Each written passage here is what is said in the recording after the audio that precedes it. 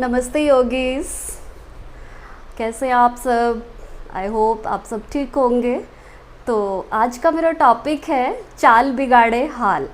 तो चाल कैसे हाल बिगाड़ती है वो हम देखते हैं। चाल बिगड़े हाल का मतलब है कि अगर जिस तरह से हम गलत तरीके से चलेंगे और गलत तरीके से खड़े होंगे तो हमारी बॉडी का हाल, बॉडी स्ट्रक्चर का हाल और बॉडी बैलेंस का हाल तो पक्का ही बिगड़ेगा। तो इसलिए आज का टॉपिक रखा है चाल बिगाड़े हाल।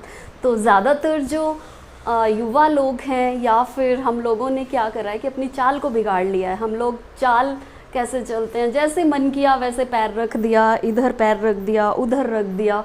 तो ये बहुत एक गलत तरीका है और ज़्यादातर खड़े होते हैं जो यंग गर्ल्स हैं, यंग बॉयज़ हैं, वो या कमर पे हाथ रख के ऐसे खड़े होंगे, एक पैर आगे एक पीछे, घुटना मोड़ के, जिस तरह से मैं खड़ी हो रही हूँ। तो ये एक बहुत गलत तरीका है। ये एक वेस्टर्न कल्चर को देखते हुए या फिर अपनी प्रेजेंटेशन को ज़्यादा शो ऑफ करने के लिए इस तरह से खड़े हो जाते हैं, बट ये बिल्कुल गलत तरीका है अपने बॉडी पोस्चर को बिगाड़ने के लिए। दूसरा तरीका, हम लोग खड़े होते हैं दोनों पैरों के पंजों को इस तरह से करके, ये भी एक बहुत गलत तरीका है। हमारा बॉडी बैलेंस जो है वो बिगड़ता है और कमर का जो हमारा स्ट्रक्चर है वो भी इस तरह से फैलता जाता है। तो हमेशा अपनी चाल का और खड़े होने का ध्यान रखें।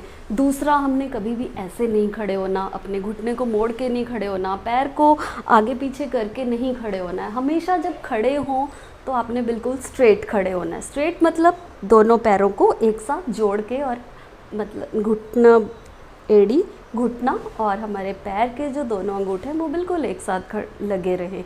इससे हमारा बॉडी स्ट्रक्चर बहुत अच्छा रहेगा और कमर हमारी इस तरह से नहीं फैलेगी, ना ही हमारे घुटने इस तरह से होंगे।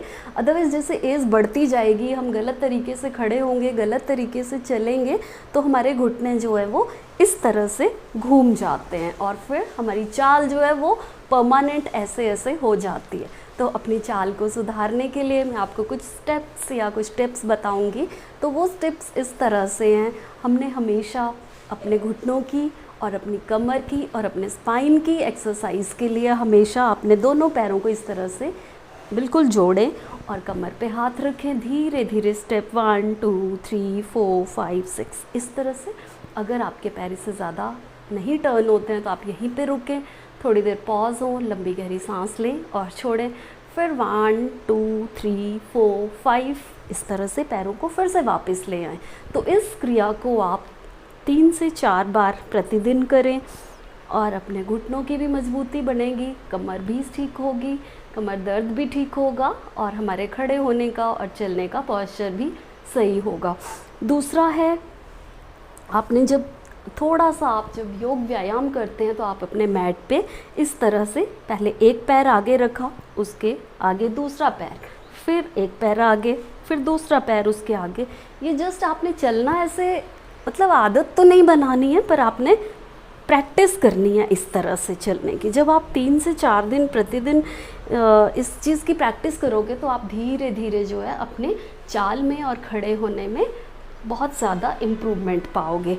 तीसरा हमारा व्यायाम है, जिस तरह हम कैट वॉक करते हैं, जो रैंप पे मॉडल्स लोग कैट वॉक करते हैं, तो आप अपने घर पे इस तरह से कैट वॉक भी कर सकते हैं। कैट वॉक में आप क्या कर सकते हो, 100 स्टेप्स 200 स्टेप्स आप कैट वॉक के ले सकते हो। कैट वॉक करने से हमारी चाल भी सुधरेगी और उससे हमारा डाइजेशन सिस्टम बहुत बढ़िया रहता है, कब्ज़ जैसी की समस्याएं दूर होती हैं और पूरे ऑर्गन्स जो हैं वो अच्छे से एक्टिव रहते हैं। तो इस तरह से आप कुछ स्टेप्स अपनाएं और अपनी चाल का हाल ना बिगाड़ें, चाल को सुधारें। स्वस्थ रहें, मजबूत रहें। ओम।